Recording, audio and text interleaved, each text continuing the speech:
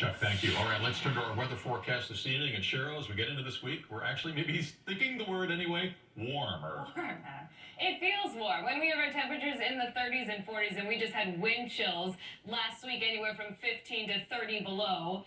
Above freezing feels warm, right? We have a live look over the city right now. We have a temperature currently at 39 degrees. We have some gusty winds in from the south and west at about 15 to 20 miles per hour, and that will keep our temperatures really from dropping into the overnight hours, which places us into a mild start to the day tomorrow, so it won't be too frigid stepping out the door. There you can see those winds coming in from the south and west. Temperatures right now, upper 30s and low 40s. As we go into the next couple of hours, temps holding steady in the 30s. Again, it will be a little bit breezy overnight tonight and into the start of the day tomorrow. Not anticipating patchy fog out there, but there is the potential with that fresh snow cover, that snowpack on the ground, to see some fog over the next couple of days, especially when those winds remain stagnant or are very light. As we go into the afternoon tomorrow, we are talking about the warmest day yet this year moving in, as we have our high temperatures going above the average high of 38 into the low 40s. If we didn't have the snow on the ground,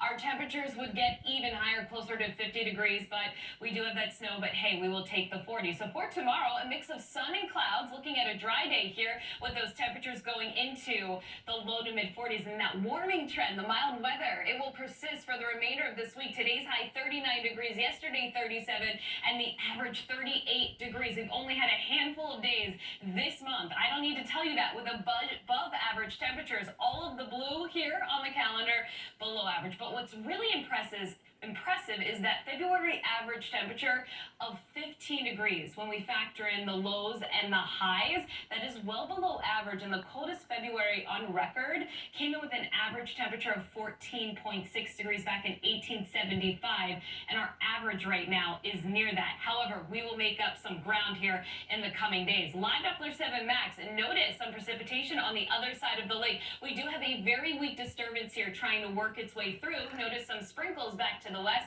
so some of this could scrape parts of the area tonight. We do have rather dry air, but winds moving in from the south and west, increasing that moisture, so I'll allow for a passing shower in the forecast for tonight. Tomorrow, though, we dry out, temperatures in the low to mid 40s, and Alan and Cheryl, we haven't been able to show you a 7-day like this in quite some time. Our highs near 40 each and every day. Limited rain and snow threat here. The next best chance of any decent precipitation comes over the weekend. Back to you. We've waited for it. We'll take it.